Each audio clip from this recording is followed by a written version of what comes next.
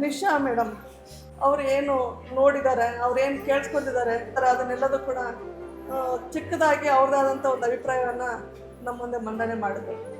ಸ್ವಾಭಿಮಾನದಿಂದ ಕೆಲಸ ಮಾಡೋ, ಸ್ವಾಭಿಮಾನದಿಂದ ಜೀವನ ಮಾಡುವಂಥ ಹೆಣ್ಣು ಮಕ್ಕಳು ನಾವಿಲ್ಲಿ ಬರೆದಿದ್ದೀವಿ. ಘನತೆಯ ಬದುಕಿಗಾಗಿ ಘನತೆಯ ಬದುಕನ್ನು ಬದುಕುವಂಥ ಹೆಣ್ಣು ಮಕ್ಕಳು. ಒಂದು ಕುಟುಂಬ ನಡೆಸೋದಂದರೆ ಸುಮ್ಮನೆ ಅಲ್ಲ.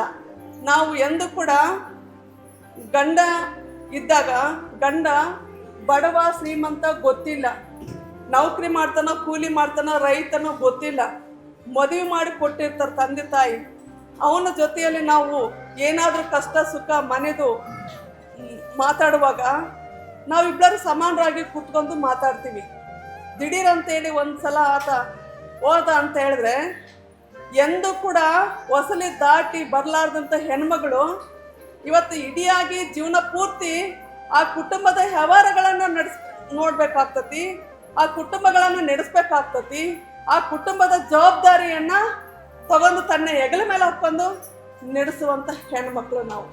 ಮತ್ತು ಅದನ್ನು ನಡೆಸುವಾಗ ನಾವು ಯಾವ ರೀತಿ ನಡೆಸ್ತೀವಿ? ಬೆಂಕಿ ಮೇಲೆ ನೆಡ್ತೀವಿ. ಯಾವತ್ತೂ ಕೂಡ ರಾತ್ರಿ ನಿದ್ದೆ ಮಾಡಲಾರ್ದಂಥ ಬದುಕನ್ನು ನಾವು ಬದುಕ್ತಾ ಇದ್ದೀವಿ.